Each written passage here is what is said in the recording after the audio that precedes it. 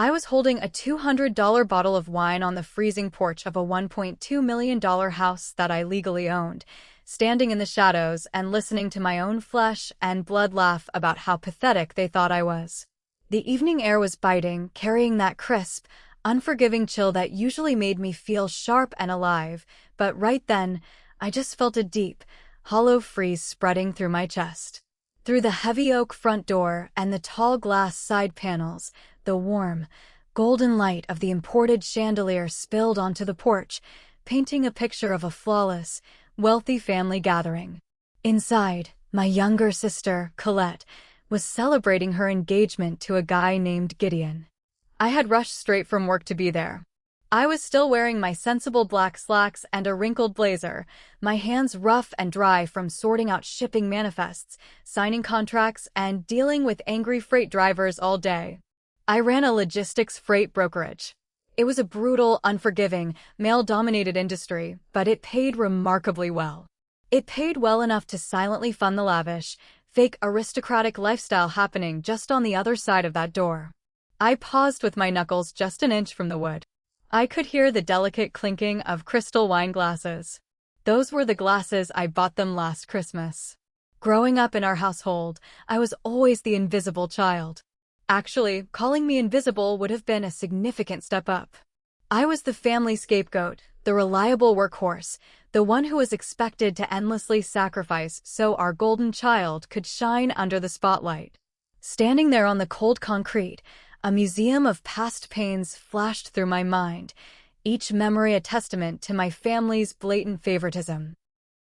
I remembered being a 19-year-old college student, sitting on the edge of my thrifted bed, staring at my worn-out sneakers. They had holes in the soles. I spent an hour wrapping them in thick silver duct tape because my parents sat me down and solemnly explained that they could not afford to help me with shoes or textbooks for the upcoming college semester. I accepted it, thinking we were struggling. The very next morning, they happily handed Colette $2,000 in cash to attend an exclusive, month-long summer acting camp in upstate New York. They justified it by saying she had a rare creative gift that desperately needed nurturing, while my boring business degree was just a practical backup plan that I could figure out on my own. I walked to class in the rain with wet socks for 3 months. That was the dynamic, and it never shifted. Even when we became adults, the pattern only magnified. When Colette racked up a $4,500 credit card bill on designer handbags and silk scarves 3 years ago, my mother, Loretta, wept hysterically in my tiny apartment kitchen. She begged me to clear the debt so Colette would not ruin her credit score before she even secured her first real job. I paid it. I transferred the funds that same day. I always paid it. I told myself it was what families do. They support each other through rough patches. But the rough patches were just their permanent lifestyle. I thought about the massive framed family portrait hanging in their grand hallway. It was a beautiful, professional photoshoot they took on a luxury weekend getaway to the coast. A getaway they conveniently forgot to tell me about because I was working a grueling 80-hour week to cover the property tax bill for the very house they lived in. I was the foundation they built their beautiful lives upon, yet I was never allowed inside the castle. Have you ever felt like a ghost in your own family? Like your only purpose on this earth is to pave a smooth, golden road for someone else to walk on, only for them to complain about the color of the pavement? Let me know in the comments below, because what happened next changed my life forever, and there was no going back. I took a deep, shaky breath, telling myself to push the bitter resentment down into my stomach. It was Colette's special night. I adjusted my grip on the chilled wine bottle, plastered a tired smile on my face, and raised my hand to finally knock on the door. That was the exact moment I heard her voice ringing through the cracked living room window. "Thank God the ugly doormat is gone to get the wine," Colette sneered. Her voice was sharp, arrogant, and easily cut through the soft ambient jazz music playing in the background. I froze instantly. My knuckles hovered in the cold air, mere millimeters from the wood. She ruins the entire aesthetic of my engagement dinner with her cheap clothes and those exhausted, sunken eyes, Colette continued, her tone dripping with pure disgust. It is so humiliating having her sit next to Gideon's friends. She looks like the hired help. I told her to dress up, and she shows up in a blazer she probably bought at a discount rack 5 years ago. I held my breath, waiting. I fully expected someone to step in. I waited for my mother to gasp in shock, or my father to slam his hand on the table and tell her to watch her mouth. Instead, a chorus of soft, agreeable laughter echoed from the dining room. "Oh, let her be," my mother, Loretta, sighed. Her tone was not defensive, it was dripping with fake, condescending sympathy. "She works in shipping, darling. Surrounded by trucks and warehouses.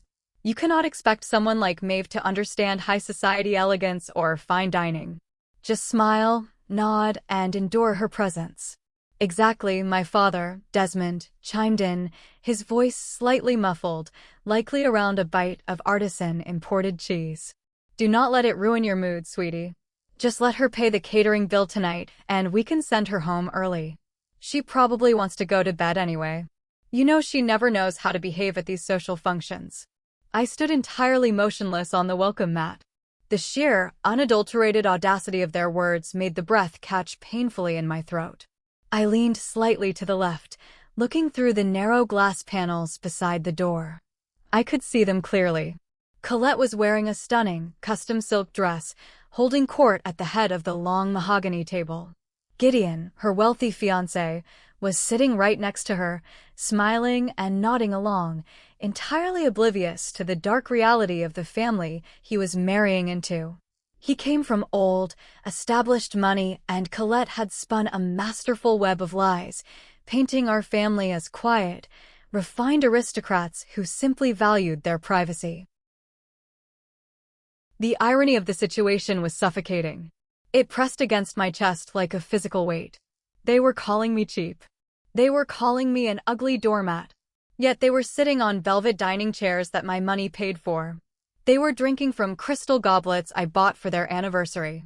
They were existing safely inside a massive suburban home that I had quietly saved from foreclosure.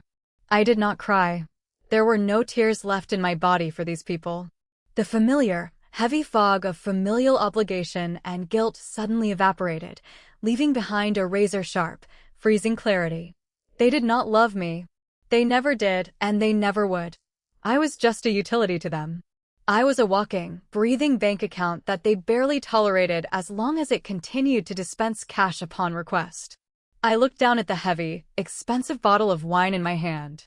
Then, very gently, taking care not to make a single sound, I set it down on the freezing concrete of the porch railing. I turned my back on the warm light, walked quietly down the paved driveway, and got into my practical, dusty sedan parked down the street. I sat in the driver's seat, but I did not turn the ignition key. The street was entirely silent, the neighborhood safely tucked away in their affluent bubbles. I pulled out my phone. The harsh glow of the screen illuminated the dark cabin of my car. I opened my banking application. Earlier this week, Colette had bragged incessantly about the exclusive, high-end catering company she hired for tonight. They were serving lobster tail, truffle risotto, and filet mignon to impress Gideon's sophisticated family. The total bill was supposed to be $3,500. What Gideon did not know, and what Colette conveniently ignored, was that the credit card on file with the caterer belonged to me. My thumb hovered over the glowing screen. I thought about my freezing feet in duct-taped shoes. I thought about the $4,500 debt I swallowed to save her credit. I thought about the words "ugly doormat." With 2 deliberate taps on the glass, I locked the card. I swiped to the pending transactions and flagged the catering company's pre-authorization. Transaction denied. I put the car in drive and pulled away from the curb, merging into the quiet suburban night. The delivery van for the catering company was scheduled to arrive at their house in exactly 15 minutes to set up the main course. I wondered exactly how elegant Colette's aesthetic would look when she had to explain to her wealthy future-in-laws why the hired help was packing up the lobster and leaving them with empty plates. If you are enjoying this dose of instant karma, do not forget to hit that subscribe button, because my family's nightmare was just beginning, and they had no idea who they were truly messing with. The drive back to my modest apartment on the other side of town was incredibly peaceful. I lived in a simple, one-bedroom rental unit in a working-class neighborhood. My family often mocked me for it behind my back and sometimes right to my face. They always wondered why someone who owned a successful logistics business lived like a struggling college student. They did not understand that real wealth was not about showing off designer labels. It was about security and freedom. And ironically, the primary reason I did not buy myself a luxurious house was because the vast majority of my capital was tied up in keeping their sinking ship afloat. I walked into my quiet kitchen, took off my blazer, and tossed it carelessly over a dining chair. I did not have lobster tail or filet mignon waiting for me. I opened the pantry, pulled out a cheap packet of instant ramen noodles, and boiled some water on my small electric stove. The sensory contrast was stark. While they were sitting under crystal chandeliers, I was standing under a flickering fluorescent bulb. But as I sat at my small laminate kitchen table, watching the steam rise from the salty broth, I ate in total, unbroken silence. It tasted better than any gourmet meal I had ever eaten. It tasted like freedom. 20 minutes later, just as I was finishing the broth, my phone started vibrating violently against the table, rattling my empty bowl. The screen lit up aggressively with my mother's name. I stared at it. I let it ring until it went to voicemail. It stopped for a second, then immediately started vibrating again. Then came the flood of panicked text messages. Maeve, where are you? The catering van is here, but the manager says there is a problem with the payment. Pick up your phone. Call me now. I took my time. I carried my bowl to the sink, rinsed it out, and dried my hands on a towel. When the phone rang for the fourth consecutive time, I finally picked it up and swiped the green button. Hello. I answered, my voice perfectly level and calm. Maeve, my mother shrieked into the receiver. The background noise on her end was utter chaos. I could hear Colette crying loudly, a high-pitched wail of sheer panic, and a man with a deep voice, likely the catering manager, speaking firmly about company policy. Where on earth did you go? Did you give them the wrong card number? The machine is saying it is declined. You need to fix this right now. Gideon's parents are sitting in the living room waiting for the main course. I did not give them the wrong number, Mom, I said, leaning back against my kitchen counter and looking out my small window. I locked the card. There was a split second of dead, breathless silence on the line. The kind of silence that happens right before a bomb detonates. What? Why would you do that? She gasped, her voice trembling. Unlock it. They are going to pack up the hot food and leave. Colette is having a panic attack. I know, I replied slowly, making sure every single word landed with maximum impact. But since the ugly doormat is not there to ruin the aesthetic, she will not be paying for the dinner either. The silence that followed was heavy and suffocating. The realization hit her like a speeding freight train. You were at the door, she stammered, the remaining air leaving her lungs. I was. I heard everything. I heard Colette call me cheap. I heard Dad tell her to just use me for the bill. And I heard you agree with them. I kept my tone entirely devoid of emotion. I was done being angry. I was executing a business transaction. So, you can figure out your own dinner. Have a lovely engagement party, Mom. Maeve, wait. Please. You cannot do this. Colette will be entirely humiliated in front of Gideon. Goodbye. I ended the call and tossed the phone onto the counter. Almost immediately, a text message popped up from Colette. You evil, jealous witch. You did this on purpose to ruin my life. Do not ever speak to me again. You are dead to me. I actually smiled. She truly thought this was the end of it. She thought locking a credit card to ruin one dinner was the full extent of my revenge. She had no idea. I walked over to my couch, opened my laptop, and drafted a quick, precise email to my real estate attorney, Preston. Preston was a shark, a man who dealt with property disputes with lethal efficiency. Preston. It is time to execute Plan B regarding the family property. Prepare the 30-day eviction notice. We move tomorrow morning. I hit send, closed the laptop, and went to sleep. The chaos was only just beginning, and I wondered if they would still be laughing in the morning. The pounding on my front door started at exactly 7 in the morning.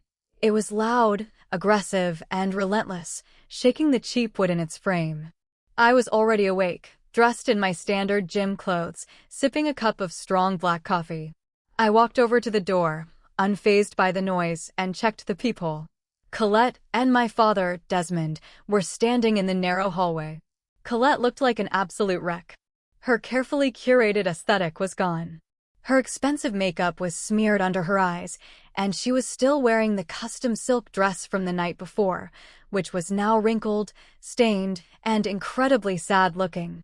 Desmond looked furious, his face flushed red with unearned righteous indignation. I calmly unbolted the door and opened it just enough to stand firmly in the frame, physically blocking their entry into my sanctuary. "You psycho!" Colette screamed immediately, lunging forward and trying to push past my shoulder. I stood my ground, immovable. "Do you have any idea what you did to me?" The caterers left. We had to order cheap delivery pizza on fine china. Gideon's parents made an excuse and left early. "You humiliated me in front of my future husband." "Keep your voice down," I warned her, staring into her eyes with a coldness that made her take a step back. "This is a quiet building. People are sleeping." "I do not care about your stupid, trashy building," she shrieked, stomping her foot like a toddler. My father put a heavy hand on her shoulder, pushing her slightly behind him to play the role of the stern, commanding patriarch. "Maeve, what you did last night was unacceptable. We are family. You do not abandon your family over a silly, drunken misunderstanding. You need to apologize to your sister right now and wire her the money for a proper make-up dinner with Gideon's parents." "A misunderstanding?" I raised an eyebrow, genuinely amused by his delusion. "Calling me an ugly doormat while plotting to use my credit card is a misunderstanding?" "It was just wedding stress." Colette snapped from behind him. "You always do this. You always play the victim and make everything about yourself." I did not argue. I did not defend myself against her classic gaslighting. I just held out my open right hand. "Dad, hand me the spare keys to this apartment." He blinked rapidly, entirely thrown off by the sudden, sharp shift in the conversation. "What?" "The keys. You and Mom have a spare set on your ring for emergencies. Hand them over. Now." "Do not be ridiculous," Desmond scoffed, crossing his arms over his chest and trying to look intimidating. "I am not giving you anything until you fix this mess you created. If you do not hand them over in the next 5 seconds, I will have a locksmith change the deadbolt by noon and I will send you the invoice," I stated. My voice dropped an octave, carrying the exact same authoritative tone I used to negotiate multi-million-dollar freight contracts with stubborn trucking companies. He hesitated. He looked at my eyes and saw that the submissive, obedient daughter was gone. Grumbling under his breath, he dug into his coat pocket, pulled out his heavy keychain, detached my silver spare key, and dropped it into my waiting palm. "Good," I said, slipping the key into my pocket. "Now, I suggest you go home and enjoy the house, because you have exactly 30 days to pack your things and get out." Colette let out a harsh, mocking bark of laughter. "Are you actually delusional? You cannot kick us out of our own home. Dad's name is on the mortgage. It is his house. You just help pay the bills." Desmond puffed out his chest, a smug, victorious smile forming on his aging face. "Your sister is right, Maeve. You might pay the utility bills, but I own the property. You have zero legal right to tell us to leave." I slowly reached into my back pocket and pulled out a neatly folded legal document. It was a certified copy of the property deed. I handed it to him. "You should really read your mail more carefully, Dad. 3 years ago, when you were 90 days past due on your payments and the bank was actively preparing to foreclose on you, I did not just pay your arrears like you assumed. I bought the debt entirely through my corporate LLC. You signed the title transfer papers at the kitchen table without even reading them, because you were just relieved someone else was handling your financial mess." Desmond unfolded the thick paper. I watched as all the color aggressively drained from his face. His eyes darted back and forth across the legal jargon, finally landing on the ownership title at the bottom. My logistics company's name was printed in bold, undeniable black ink. "I am the sole legal owner of that property," I said smoothly, watching his hands begin to tremble. And as of this morning, your month-to-month tenancy is officially terminated. You have 30 days to vacate. Colette looked at her father in sheer, unadulterated panic. Dad? What is she talking about? Tell her she is lying. Tell her. But Desmond could not speak. He just stared at the paper, his mouth opening and closing silently. I stepped back and firmly grabbed the heavy door handle. Have a highly productive weekend packing your aesthetic belongings, I said, and slammed the door shut, locking the deadbolt with a loud, satisfying click. The wheels were firmly in motion, and I was not going to step on the brakes. Later that morning, I met my business partner and closest friend, Fiona, at a local downtown cafe. Fiona was a fierce, brilliantly sharp woman who had built her own empire from the ground up.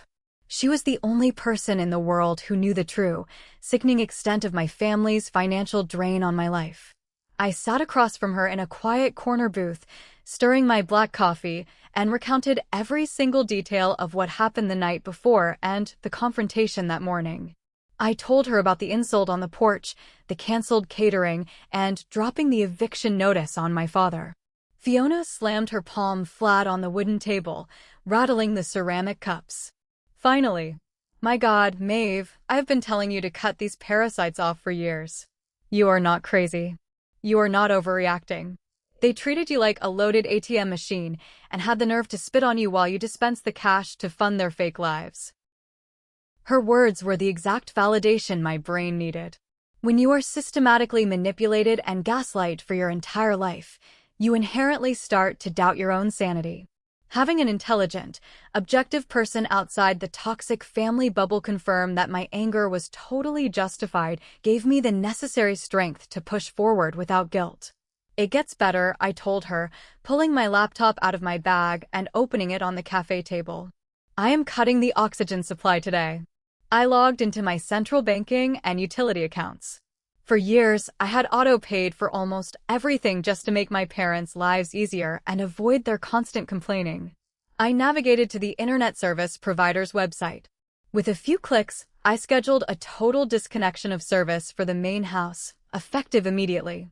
Next, I logged into the premium cable account and permanently canceled the expensive sports packages my father spent his weekends watching. Then I opened the main credit card portal. Colette was an authorized user on my secondary account. The original agreement was that she could only use it to buy basic groceries and emergency supplies. I clicked on her recent transaction history to see what she had been up to while planning this wedding. My jaw tightened, the muscles in my face instantly locking. Right there, at the very top of the itemized list, was a pending charge for $2,000 at a highly exclusive upscale bridal boutique downtown. She had literally used my money to buy her designer wedding dress without asking, assuming I would just blindly pay the bill at the end of the month like I always did. Look at this, I said, turning the glowing screen so Fiona could see the charge. Fiona scoffed in loud disgust, shaking her head. Cancel it. Report it as unauthorized fraud right now. Wipe her out entirely. I did not hesitate for a fraction of a second. With 3 deliberate clicks, I permanently removed Colette as an authorized user, locked the secondary card, and flagged the bridal boutique charge as an unauthorized transaction. The payment would inevitably bounce back by Monday morning, and the boutique would refuse to release the dress. I felt a massive, rushing wave of adrenaline hit my bloodstream. I was not just taking my hard-earned money back, I was taking my power back.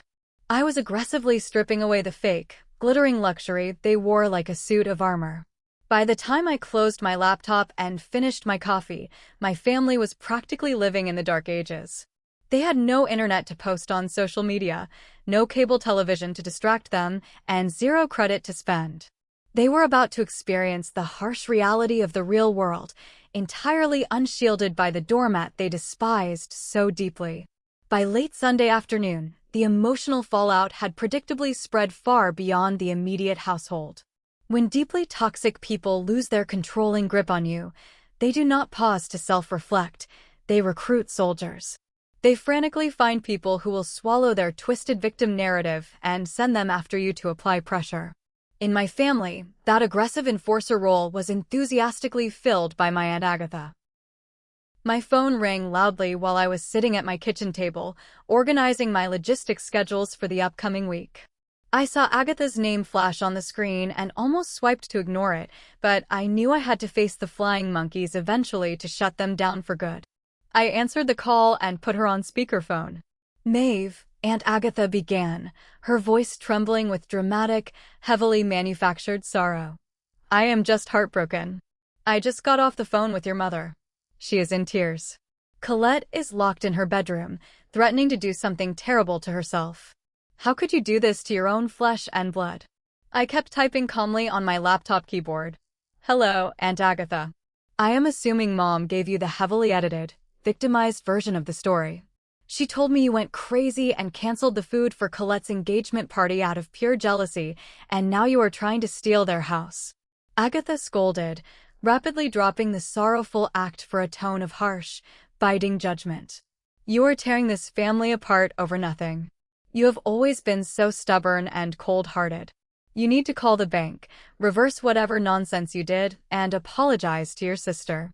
"Aunt Agatha, let me ask you a simple mathematical question," I said, stopping my typing and leaning into the phone. "Do you know who paid for the mortgage on that house for the last 3 years to stop the bank from seizing it?" "Well, your father works hard." I interrupted sharply. "Do you know who paid off Colette's student loans so she wouldn't default?" I did. "Do you know who pays their auto insurance every single month?" I do. I let the heavy silence hang for a second to let the facts sink in. "And do you know what Colette called me on the porch of the house I pay for, right before I canceled the catering?" Agatha stuttered, clearly losing her footing. I do not know, sisters fight, Maeve. She called me an ugly doormat. She told Gideon's friends that I ruined the aesthetic with my cheap clothes. And my parents laughed and agreed with her." I kept my voice incredibly steady, refusing to accept the guilt she was trying to inflict. "So, I decided to stop being a doormat. If they want to live a high society lifestyle, they can fund it themselves with their own jobs. But the house, you can't just throw them out." Agatha tried weakly, her righteous anger deflating. "The house is legally mine. I bought the debt when they were facing foreclosure. I saved them from living on the street, and they thanked me by treating me like trash. So, unless you are actively volunteering to pay their rent and fund Colette's wedding with your own retirement savings, I strongly suggest you stay out of my business." Aunt Agatha was utterly silent. She was a massive hypocrite, but she was not stupid, and she certainly was not going to open her own wallet to help them. I did not know all that," she mumbled finally. "Now you do. Have a good Sunday." I ended the call. The flying monkey had crashed and burned. No one was going to save them now. But Colette was desperate, and desperate people make catastrophic mistakes. A few hours later, I received an urgent text from Fiona. It was a screenshot of an Instagram story Colette had just posted on her private account. It was a picture of my late grandmother's antique jewelry collection, a stunning diamond brooch and a vintage pearl necklace resting on velvet. The caption read, "Having a private appraisal party tomorrow at the house. Getting rid of some dusty old heirlooms to fund the dream wedding." #bridal vibes. My blood ran instantly cold. Those pieces belonged to me. They were legally left to me in my grandmother's will, but I had kept them stored in a heavy safe in the main house because I did not have a secure place for them in my cheap apartment. Colette was actively trying to sell my inheritance to a pawnbroker for quick cash. She had crossed the absolute final line. It was time to bring the hammer down. The second my eyes registered the image on Fiona's screenshot, the very last, lingering shreds of familial loyalty that I had foolishly held onto evaporated into thin air. It was one thing for Colette to insult my physical appearance to her wealthy friends. It was one thing for her to secretly max out my secondary credit cards for her ridiculous bridal wardrobe. It was entirely another thing, a fundamentally unforgivable thing, for her to try and pawn off the only precious memories I had left of my late grandmother just to fund a fake, aristocratic wedding aesthetic. My grandmother was the only person in our entire extended family who had ever truly seen me. When I was a little girl, While my parents were busy parading Colette around at child beauty pageants and acting auditions, my grandmother would sit with me on the porch and tell me that my sharp mind and my resilient spirit were my greatest assets. When she passed away, she explicitly left her antique jewelry collection to me in her official will. She knew exactly how my parents operated. She knew I was the designated family scapegoat, and she wanted me to have something genuinely beautiful and valuable of my own, something they could not take away.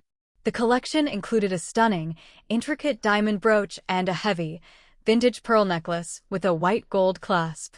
Because I lived in a cheap, relatively insecure apartment building with a flimsy front door, I had chosen to keep those priceless heirlooms locked inside a heavy, fireproof steel safe bolted to the floor in the master study of the main house. Colette knew exactly how much those heirlooms meant to me. She knew the deep sentimental value attached to every single pearl. She just did not care. She saw them as dusty old rocks that could be magically transformed into a deposit for a luxury honeymoon in the Maldives or a premium open bar for her reception. I picked up my phone, my hands visibly shaking with a potent, intoxicating mixture of raw, blinding fury and cold, calculated adrenaline. I paced back and forth across the cheap linoleum floor of my small kitchen and dialed Preston's direct office number. Preston was my primary real estate and corporate attorney. He was a ruthless, brilliantly sharp man who exclusively wore impeccably tailored suits and possessed the emotional warmth of a glacier. He was exactly the kind of person you wanted in your corner when family matters turned into legal warfare. Maeve, Preston answered on the second ring, his deep voice brisk, clear, and perfectly professional. I assume you are calling me regarding the 30-day eviction notice we served this morning? Preston, we are aggressively accelerating the timeline, I said, my voice tight and breathless. My sister is actively attempting to sell my late grandmother's antique jewelry collection. She is hosting a private antique appraiser at my property tomorrow afternoon. The jewelry is currently locked in my floor safe in the study, but knowing Colette, she will probably hire a shady locksmith to drill it open before the appraiser arrives. I need to secure my physical assets right now. Can we get an emergency injunction or police involvement? I heard the rapid, heavy clicking of a mechanical keyboard on his end of the line. Selling inherited assets that explicitly belong to someone else is grand theft, Maeve. Plain and simple. I will draft a formal, legally binding cease and desist order right now, and I will bring the original property ownership documents with me. What exact time is this little appraisal party happening? Fiona said she posted on her private social media that she was doing it at 2 o'clock tomorrow afternoon, I replied, staring out my window at the darkening street. Perfect, Preston said smoothly, and I could practically hear the shark-like smile in his voice. I will personally meet you at the property at 1:45. Hire a professional moving crew. Do not bring a small van. Bring a large commercial box truck. We are not just taking the jewelry, Maeve.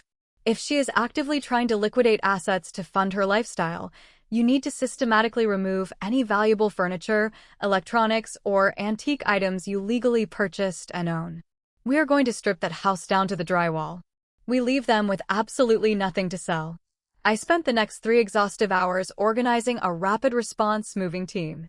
Working in the high-stakes logistics industry, I knew exactly who to call to get heavy, difficult lifting done on extremely short notice. I contacted a trusted warehouse manager and hired 4 massive, burly, no-nonsense movers for a premium hourly rate, and I rented a massive white commercial box truck. I gave the crew chief very specific, strict instructions. They were going to be swift, they were going to be ruthlessly efficient, and they were not going to take a single order or listen to a single word from anyone inside that house except for me. The next day, Tuesday afternoon, the weather was crisp, sunny, and deceptively beautiful. I pulled my dusty, practical sedan up to the curb of the $1.2 million suburban estate that I legally owned. Right behind me, the massive white moving truck parked with a loud, intimidating hiss of its heavy air brakes. Preston's sleek, black luxury sedan was already idling silently in the wide driveway. He stepped out, wearing a tailored navy suit, adjusting his silk tie and carrying a thick, heavy leather briefcase. He looked like a corporate executioner arriving for a highly anticipated scheduled appointment. "Are we ready to do this?" Preston asked, walking up to me. "More than ready," I replied, feeling a cold, heavily calculating calm completely settle over my previously frayed nerves. I walked up the perfectly paved driveway with Preston solidly at my side and the four massive movers trailing closely behind us, their heavy boots crunching against the concrete. Through the large, pristine front windows, I could easily see a small, intimate gathering taking place in the formal living room. Colette was there, wearing a chic, expensive white pantsuit. She was holding her latest model smartphone up on a ring light tripod, live streaming the entire luxurious event to her thousands of followers.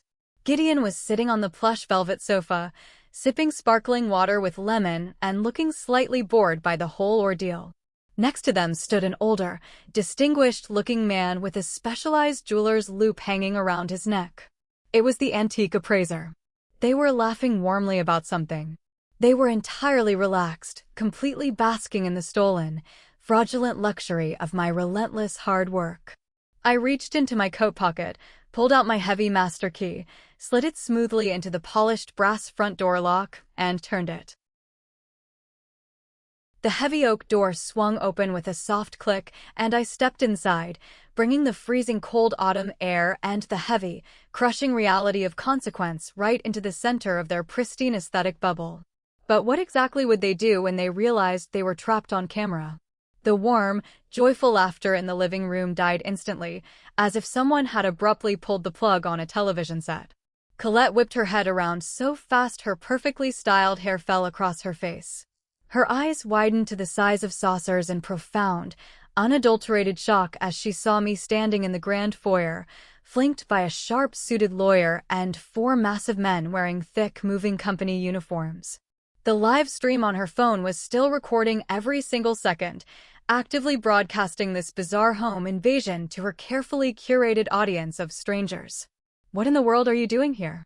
Colette shrieked, her voice cracking as she violently dropped her fake, elegant influencer persona in a split second. "Get out of my house.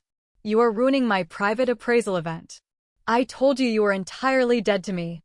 My mother, Loretta, hurried frantically out of the massive gourmet kitchen, nervously wiping her hands on a linen dish towel. When she saw the sheer size of the movers standing in her hallway, her face completely drained of color, turning a sickly shade of gray. "Maeve? Sweetheart, what is the meaning of this?" Loretta stammered, taking a cautious step backward. "Who are these huge men in my house?" I did not raise my voice. I did not need to scream or throw a tantrum to command the room.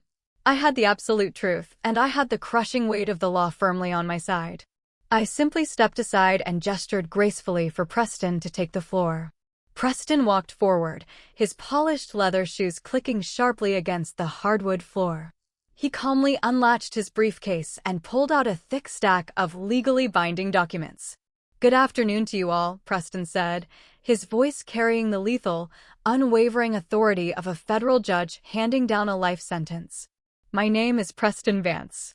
I am the primary legal counsel for Maeve and her corporate logistics holdings.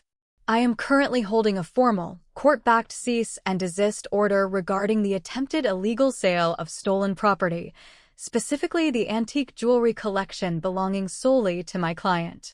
Colette turned a violent shade of bright red. She quickly glanced nervously at Gideon, who was now sitting up straight, and then at the appraiser, who looked like he wanted to melt into the floorboards. "It is not stolen property," Colette screamed defensively, her hands balling into fists. "It is family jewelry. I am a member of this family. I have a fundamental right to use it to pay for my wedding. She does not even wear it. You have zero legal right to liquidate assets explicitly willed to your sister," Preston corrected her coldly, stepping forward and firmly handing a copied stack of the documents to my trembling mother. "Furthermore, as my client is the sole legal owner of this entire property, she is formally executing her right today to instantly remove all personal property that she purchased with her own funds. This legally includes the velvet sofa you are currently sitting on, the mahogany dining table, the imported crystal chandeliers, and all antique heirlooms." I turned to the moving crew chief, a giant of a man named Mike. Gentlemen, start with the formal dining room. Take the massive dining table, the 12 matching chairs, and the vintage credenza. Then immediately move to the living room. Mike gave a gruff nod, and the movers immediately got to work, their heavy boots thudding loudly against the floor. They marched into the dining room and began aggressively wrapping the incredibly expensive chairs in thick, quilted, moving blankets. Colette completely lost her mind. The fragile facade of the elegant, wealthy bride crumbled into a terrifying, childish tantrum. She rushed forward, grabbing the thick arm of one of the movers as he hoisted a chair onto his shoulder. "Stop it right now. You cannot take that. We have a formal dinner party this weekend," she screamed at the top of her lungs. The mover just looked down at her small hand, clutching his bicep. He looked completely unbothered, gently brushed her hand away as if she were a mild annoyance, and walked out the front door. Colette spun around to face me, her face contorted with pure, unfiltered hatred. She looked wildly around the room, desperate to inflict some sort of emotional or physical damage on me to regain control. She saw a heavy, incredibly expensive imported porcelain vase sitting on the entryway table. I had bought it for my mother 2 years ago. Colette grabbed it by the neck, raised it high above her head, and prepared to smash it against the hardwood floor just to spite me. Preston did not even flinch. He adjusted his glasses. "If you shatter that vase, I will immediately dial the police department and have you arrested for deliberate destruction of private property. I have the original receipt. It is valued at $800, which legally makes it a criminal misdemeanor offense in the state, bordering on a felony depending on the responding officer's mood. Put it down immediately." Colette froze, her arms trembling violently under the heavy weight of the porcelain. She looked at Preston's icy, deadpan expression. She realized with terrifying clarity that he was not bluffing in the slightest. She slowly, agonizingly lowered the vase and set it safely back on the table. Defeated, she burst into hysterical, dramatic tears. She ran over to the sofa and threw herself at Gideon, burying her tear-stained face in his chest, attempting to play the ultimate damsel in distress. "Gideon, you have to do something. Make her stop this madness. She is entirely crazy. She is ruining my life." Colette sobbed loudly. The antique appraiser, wanting absolutely no part of this chaotic family drama, quietly packed up his magnifying tools, tipped his hat politely to me, and practically sprinted out the front door without saying a single word. The movers continued their work with ruthless, mechanical efficiency. Within 15 short minutes, the grand dining room was entirely empty, reduced to bare, echoing walls. I walked past the sobbing Colette and the bewildered Gideon, heading straight down the long hallway to the master study. I knelt on the rug, spun the dial on the heavy floor safe, entered the complex combination that only I knew, and pulled out the heavy velvet box. I opened it. The vintage pearls and the diamond brooch gleamed safely in the dim light. I closed the box, tucked it securely under my arm, and walked back into the living room. The power dynamic in the room had shifted entirely. I was no longer the ugly doormat. I was the landlord. But how would the golden child explain this utter humiliation to the man she was supposed to marry? Gideon was still sitting awkwardly on the remaining edge of the velvet sofa, looking incredibly confused, deeply uncomfortable, and increasingly angry.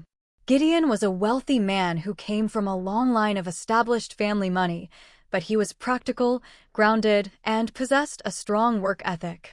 That was exactly why Colette desperately wanted to marry him. He represented endless, effortless financial security. He gently but firmly pushed Colette away from his chest and stood up, towering over her. He looked directly across the room at me, ignoring her dramatic wailing. "Maeve, can someone please explain to me what in the world is going on here?"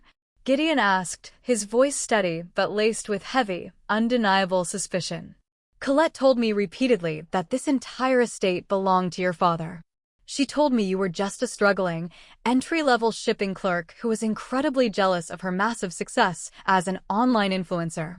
Why is your lawyer standing in this living room saying you own everything?" Colette's crying violently hitched. She grabbed his arm frantically, her manicured nails digging into his expensive sweater. Gideon, do not listen to a word she says. She is a pathological liar. She is just trying to completely sabotage my happiness because she is miserable, single, and alone. I looked at Colette. The sheer, unadulterated panic radiating from her eyes was intoxicating. It was the look of a cornered animal realizing the trap had finally snapped shut. She had built her entire romantic relationship on a fragile foundation of elaborate lies, pretending she was an independent, wealthy socialite who just happened to do social media for fun. I walked slowly over to the glass coffee table and opened a thick manila folder I had purposefully brought with me from my home office. It was time for the ultimate, undeniable reveal. Gideon, I said calmly, maintaining direct, unwavering eye contact with him. I am not a struggling shipping clerk. I am the founder and CEO of a highly successful logistics and freight brokerage. And this house. I forcefully tapped the certified deed document on the glass table. I bought the mortgage debt 3 years ago when my parents were exactly 90 days away from being forcefully evicted by the bank. They live here 100% rent-free. Gideon frowned deeply, his eyes darting down to look at the legal papers. Rent-free? But Colette said her father was a retired senior executive. My father has not worked a real, paying job in over 4 years. I corrected him swiftly, watching my father shrink into the background shadows of the hallway. I pulled out another thick stack of papers from the folder. They were my highlighted banking and credit card statements. And your brilliant, fiercely independent fiancé? Let me physically show you exactly how she funds her beautiful aesthetic lifestyle. Shut up. Shut up right now. Colette screamed like a banshee, trying to lunge across the table for the papers. Preston stepped smoothly and effortlessly into her path, blocking her with his broad shoulders. Touch those documents, and I will add assault to the list of charges, he warned softly. This, I said, pointing directly to a bright yellow highlighted line on the statement, is the $85,000 in credit card debt she recklessly accumulated over the last 4 years, buying designer bags and trips. I paid every single cent of it to save her from declaring bankruptcy. This recurring line right here? That is her luxury SUV car payment. I pay that every month too. And this massive charge right here, from just 3 days ago. I pointed to the most recent transaction. That is a $2,000 charge for a custom bridal gown at the boutique downtown. She put it on my emergency credit card without asking my permission. Gideon stared intensely at the numbers. His handsome face went entirely blank, completely devoid of emotion. He was a smart businessman. He inherently understood numbers, and the cold, hard numbers on that glass table painted a vivid, absolutely horrifying picture of a relentless financial parasite. He slowly turned his head to look at Colette. He really looked at her, perhaps for the very first time since they started dating. He finally saw past the designer clothes, the perfect blowout, and the innocent smile. He saw a complete and utter fraud. Is this true? Gideon asked her, his voice dropping to a dangerous, terrifyingly calm whisper. Colette was shaking violently, her teeth practically chattering. I was going to pay her back eventually. We are family, Gideon. It is just money. Please, you know how much I love you. You told me you were entirely financially independent, Gideon said, taking a massive step away from her as if she were carrying a highly contagious, deadly disease. You told me your family was established and respectable. You sat right there at that dinner party the other night and laughed out loud when your parents called your sister an ugly doormat. You ruthlessly mocked her for wearing cheap clothes, while she was literally paying for the very food you were eating. Gideon, please, I beg you. Colette fell to her knees on the hardwood floor, sobbing uncontrollably and reaching for his legs. Gideon shook his head, a look of profound, sickening disgust washing over his features. He reached deep into his pocket and pulled out the keys to his sports car. Then, very slowly, he reached for his left hand. He slid the massive, incredibly expensive diamond engagement ring off his finger, the ring they had happily picked out together, and placed it carefully on the edge of the glass coffee table, right next to the damning bank statements. I cannot marry a liar, Gideon said quietly, his voice echoing in the empty room. And I certainly cannot marry a parasite who treats her own flesh and blood this way. The wedding is officially off. Do not ever contact me again." He turned around and walked out the front door, leaving it wide open behind him. The silence that immediately followed was deafening, broken only by the sound of Colette's agonizing, guttural wails. She collapsed flat onto the floor, pounding her small fists against the wood. My mother ran to her side, crying hysterically with her, rubbing her back. I watched the pathetic scene unfold with a detached, clinical calmness. The golden child had finally flown too close to the sun, and her wings had melted entirely. But the eviction clock was still ticking, and they had nowhere left to hide. Fast forward to day 28 of the official 30-day eviction notice. The countdown was almost over. While my family was spiraling into absolute chaos, I spent those 4 weeks laser-focused on my business.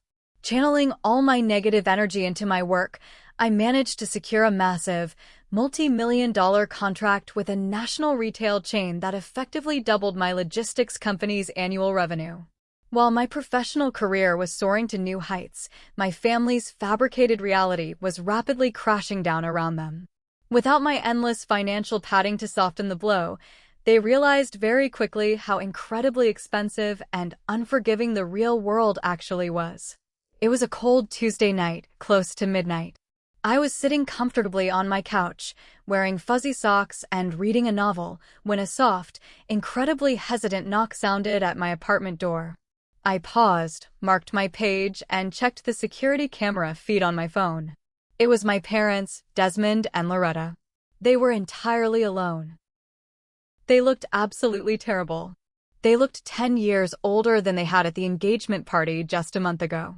Their shoulders were heavily slumped, their clothes looked slightly unkempt, and deep, dark purple circles bruised the thin skin under their eyes. The arrogant, superior posture they always carried themselves with was completely gone. I walked over to the door and opened it, but I kept the heavy brass security chain securely fastened. I peered out at them through the narrow gap. "What do you want at this hour?" I asked, my tone perfectly flat and unbothered. "Maeve, please," my father muttered, his voice hoarse, scratchy, and thoroughly broken. "Can we just come in? It is freezing out here in the hallway. We just need to sit down and talk to you for 5 minutes. That is all we ask." "We can talk right here," I said, refusing to unlatch the chain. "Speak." My mother started crying immediately, leaning heavily against the doorframe for physical support. "Maeve, we are begging you on our hands and knees. The 30 days are up on Thursday morning. We have been desperately looking for apartments all week long, but with your father's terrible credit score and Colette having absolutely zero income, every single landlord has rejected our applications. The only place that will accept us is a terrible, tiny 2-bedroom unit in a really rough, dangerous neighborhood all the way across town." "That sounds like a perfectly suitable solution for your current budget," I replied simply, not showing an ounce of pity. "You should start packing your boxes." Desmond looked up at me, his eyes pleading, filled with a desperate panic I had never seen before. "We do not have the money for the required security deposit and the first month's rent. My savings are entirely gone." Colette foolishly maxed out her remaining credit cards trying to save her wedding venue, but Gideon will not even answer her calls or emails. "We barely have enough cash left to rent the moving truck. Can you please, just this one last time, loan us $3,000? Just to get us in the door and keep a roof over our heads." I stared through the gap at the man who had supposedly raised me. I looked at the man who had sat comfortably at a beautiful mahogany table and laughed heartily while his favorite, spoiled daughter humiliated me for being ugly and cheap. He was actually standing here, asking me to fund their lives again, acting as if the last month of betrayal and insults had never happened. I leaned closer to the gap in the door, making absolutely sure they could see the sheer, cold emptiness in my eyes. "I am just an ugly doormat, Dad," I said softly, delivering the words like a precise, lethal surgical strike. "And doormats do not have bank accounts. Maeve, please, you have the money." Loretta sobbed loudly, reaching a shaking hand through the narrow gap. "You're our daughter. You cannot leave us out on the street." I was your daughter when it was financially convenient for you, I corrected her harshly, taking a deliberate step back from the door. I am keeping my money. You allowed Colette to blatantly disrespect me in my own home, and you actively joined in the laughter. I am officially, permanently done subsidizing a fake, luxurious lifestyle for people who do not value me as a human being. The Bank of Maeve is permanently closed. Figure it out yourselves, just like you told me to figure out my college tuition. I shut the heavy wooden door firmly, slid the deadbolt securely into place, and calmly walked back to my comfortable couch. I did not feel a single ounce of guilt. I felt a deep, profound sense of ultimate justice. There would be no magical rescue this time. But the real question was, what would the golden child look like when she finally hit rock bottom? Thursday finally arrived. Day 30. The absolute final day. The weather outside was incredibly gray, overcast, and threatening rain, perfectly matching the grim, depressing reality of their situation. I took the morning off from the office, bought a large coffee, and drove out to the main house in the suburbs to conduct the final walkthrough and formally collect the property keys. I parked my sedan across the street, rolled the window down slightly, and silently watched the chaotic scene unfold. A small, heavily battered, rusted U-Haul moving truck was parked awkwardly in the grand, sweeping driveway. It was a stark, almost comical visual contrast to the luxury aesthetic Colette cared so deeply about. As I walked slowly up the paved driveway, I saw my aging father physically struggling to lift a heavy, stained mattress into the back of the rented truck. My mother was shuffling back and forth, carrying a small cardboard box full of cheap kitchen utensils, looking entirely exhausted, fragile, and utterly defeated. Then, the front door opened and Colette walked out. I almost did not recognize her. The glamorous, perfectly polished lifestyle influencer was entirely gone. Her expensive hair extensions were out, and her natural hair was pulled back into a messy, greasy knot. She was wearing baggy, stained gray sweatpants and a faded college hoodie that looked like it hadn't been washed in weeks. Her face was deathly pale, completely devoid of makeup, and her eyes were bright red and heavily swollen from weeks of constant, agonizing crying. She was struggling to carry a large, black plastic trash bag filled with her remaining shoes. She froze on the top step of the porch when she saw me standing at the bottom of the driveway. We locked eyes for a long, heavy moment. There was absolutely no fiery anger left in her gaze, no arrogance, no entitlement. There was only a hollow, crushing, soul-deep defeat. She had lost her wealthy, handsome fiancé. She had lost her free luxury mansion. She had lost her endless designer wardrobe, and most painfully for her, she had lost her dignity in front of thousands of followers on that live stream. She had absolutely nothing left in her arsenal to fight me with. She did not say a single word. She did not yell, and she did not apologize. She just slowly lowered her head, dragged the heavy plastic bag to the back of the rusted truck, and shoved it inside with a pathetic thud. She walked right past me, keeping her eyes glued to the concrete driveway, and climbed into the passenger seat of the U-Haul, shutting the door heavily behind her. I stepped inside the house. The grand, sprawling rooms were entirely empty, echoing loudly with every single step I took. Without my expensive furniture, the plush rugs, and the antique decor, the house just looked like a hollow, sad, abandoned shell. I walked through the kitchen, checking the walls for damage, inspected the hardwood floors for scratches, and made sure all the major appliances were intact. Everything was fine.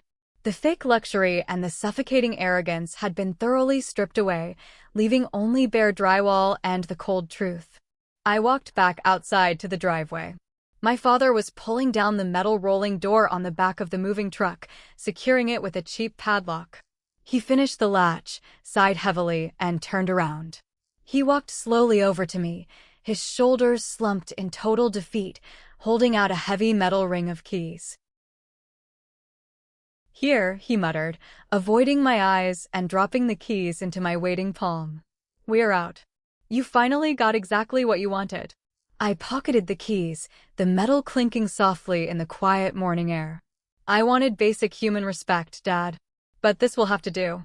Have a safe drive to the new neighborhood." He lingered for a second, looking up at the large, beautiful suburban house he was leaving behind forever, and then finally looked at me. For a brief, fleeting moment, his mouth opened. He seemed to genuinely want to apologize, to say something profound that would somehow bridge the massive, burning gap between us. But the words failed him. The bridge was burned to ash, and he knew there was no rebuilding it. He just gave a stiff, awkward nod, climbed into the driver's seat of the truck, started the loud, sputtering engine, and drove away. I stood alone in the quiet driveway, breathing in the cold air, feeling physically lighter than I had in a decade.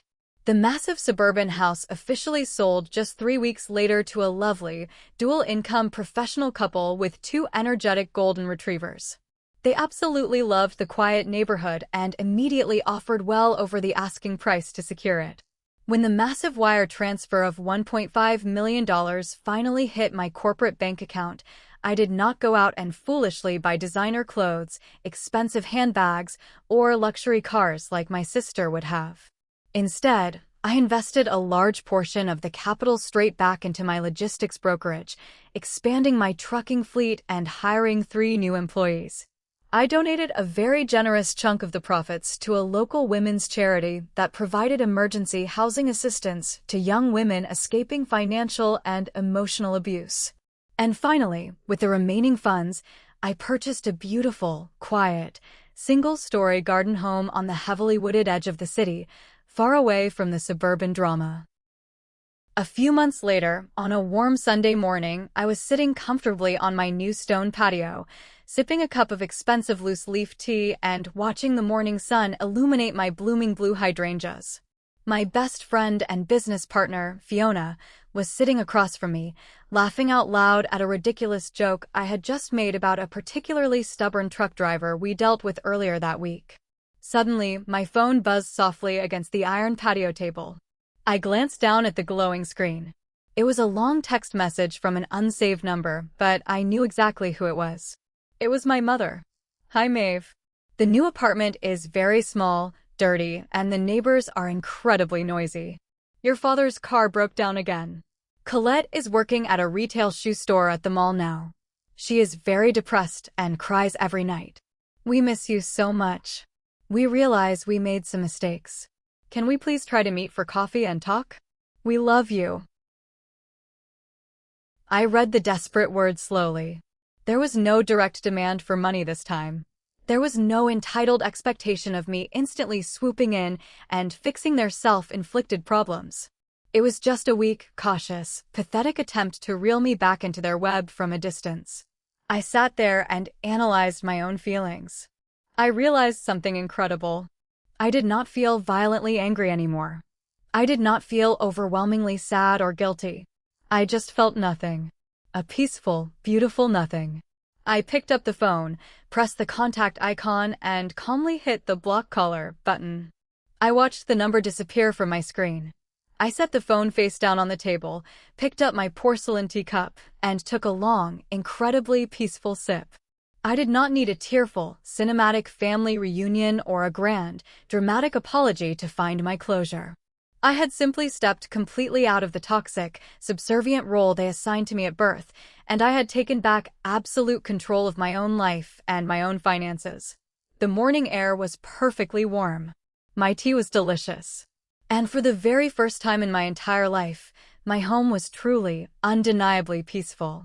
There was no manufactured chaos, no blatant disrespect, no endless gaslighting, and no fake aesthetic to maintain. There was just quiet, steady, beautiful freedom. Sometimes the absolute hardest lesson we have to learn in this life is the profound difference between genuinely loving your family and foolishly enabling their toxic behavior. My story is not just about getting brutal revenge on a spoiled sister or punishing bad parents. It is about a quiet, incredibly powerful realization that basic human respect is the bare minimum we should ever accept, even from our own blood relatives.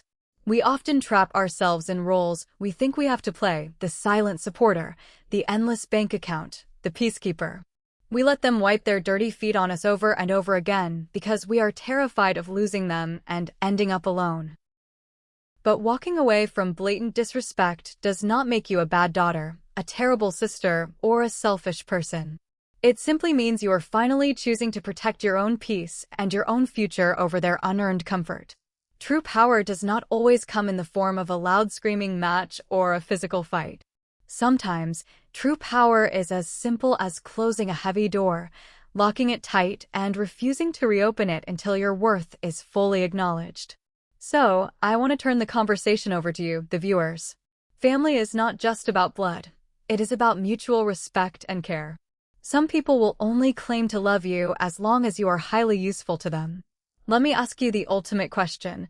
Was I too harsh for exposing the truth, making my sister lose her wealthy fiancé, and kicking my parents out onto the street?